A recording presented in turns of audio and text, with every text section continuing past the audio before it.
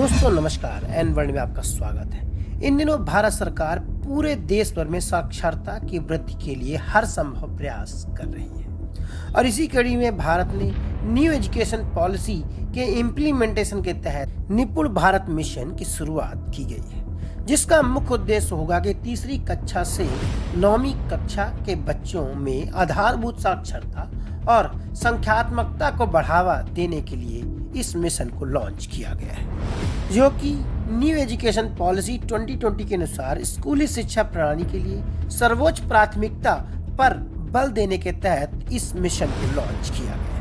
तो दोस्तों, आज के इस एपिसोड में हम निपुण भारत मिशन के उद्देश्य और इसके इम्प्लीमेंटेशन प्रोसेस के बारे में पूरी तरह जानकारी देंगे। दोस्तों, अगर आपने हमारा चैनल अभी तक सब्सक्राइब नहीं किया है तो कृपया इसे सब्सक्राइब कर लें और बेल आइकन को भी दबा दें ताकि फ्यूचर में आने वाली सभी अपडेट्स आप तक पहुंचती रहें। निपुण भारत मिशन के तहत सरकार का प्रयास है कि साल 2026 से 27 तक तीसरी कक्षा के सभी बच्चे आधारभूत साक्षरता और संख्यात्मक ज्ञान प्राप्त करें ताकि आगे चलकर बच्चों का कारगर विकास हो सके। इसी को लेकर भारत सरकार ने निपुण भारत मिशन को लेकर नई गाइडलाइन को भी जारी किया है। वही इस मिशन के लाभ उद्देश्यों के बारे में पूरी जानकारी इस गाइडलाइन में दी गई है। निपुण का फुल फॉर्म अगर हम जाने तो national initiative for proficiency in reading with understanding and numeracy की बात की गई है। वही निपुण भारत मिशन की योजना को सफल बनाने के लिए भारत सरकार द्वारा अच्छा खासा बजट भी तैयार किया गया है ताकि इस योजना का क्रियान्वयन अच्छी तरीके से किया जा सके। वहीं अगर इनके इम्प्लीमेंटेशन की बात करें तो राज्य सरकारों और केंद्र शासित प्रदेशों में 5 स्तरों में इसका इम्प्लीमेंटेशन किया जाएगा।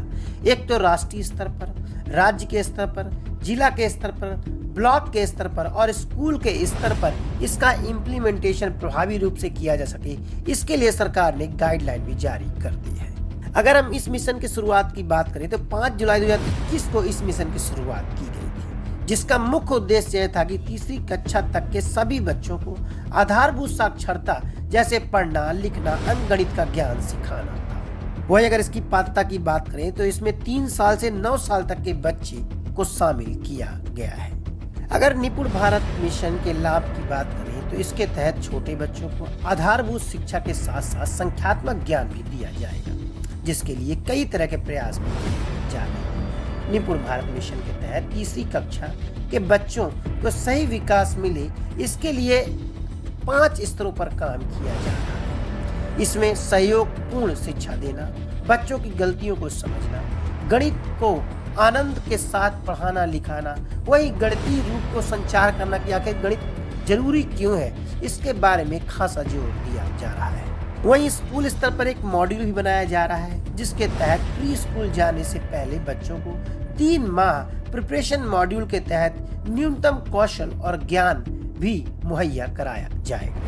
वहीं निपुण भारत मिशन 2023 को सफल बनाने के लिए केंद्र सरकार हर संभव प्रयास कर रही है। इस योजना के तहत स्कूल बेस्ड असेसमेंट और लार्ज स्केल अचीवमेंट सर्वे को भी महत्व दिया जा रहा है।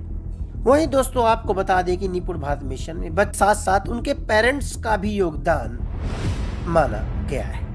इसके लिए समय समय पर पेरेंट्स टीचर मीटिंग को भी महत्व मिलेगा, जिससे बच्चों की प्रगति के बारे में उन्हें बताया भी जाएगा।